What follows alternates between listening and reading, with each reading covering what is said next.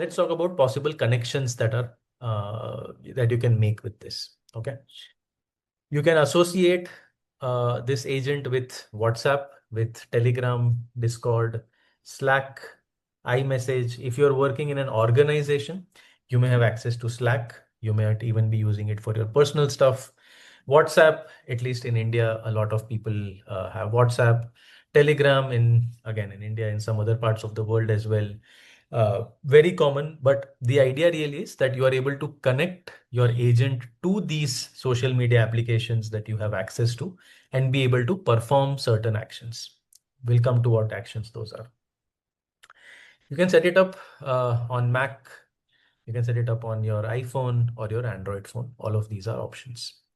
Your Microsoft Teams, Slack, all of these are, again, some of the options that you can change.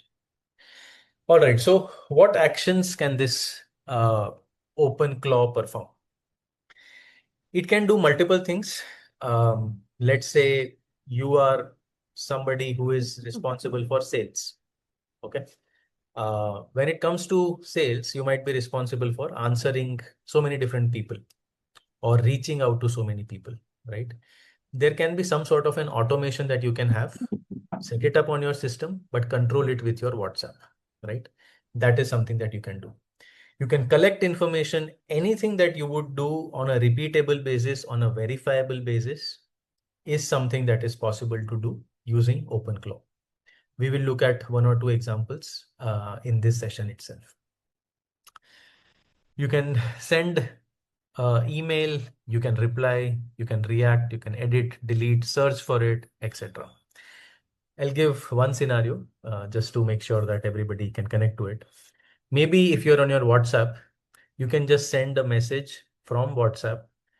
Everything will happen on your computer, but essentially it can look up a particular file, tell you what it is, do some analysis, render it, tell you the insights about it, and send it back to you on WhatsApp. You don't even need to touch your computer. Of course, your computer needs to be awake so that the agent can perform an action, but that is the only requirement, right? Once you set it up, it is good to go.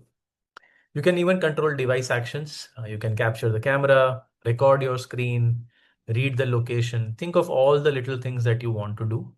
Repeatable, safe, all of these are possible over here. You can route across various different tools, sessions, memory. There are system actions like running certain commands. These are all very, very risky. You are giving a large language model control of your computer, right? So very powerful, but very risky. So when you set it up, make sure that security is there. You have taken care of the risks. You are running it in a protected sandbox and so on, right? So those are some of the good things, but risky things that we should be aware of.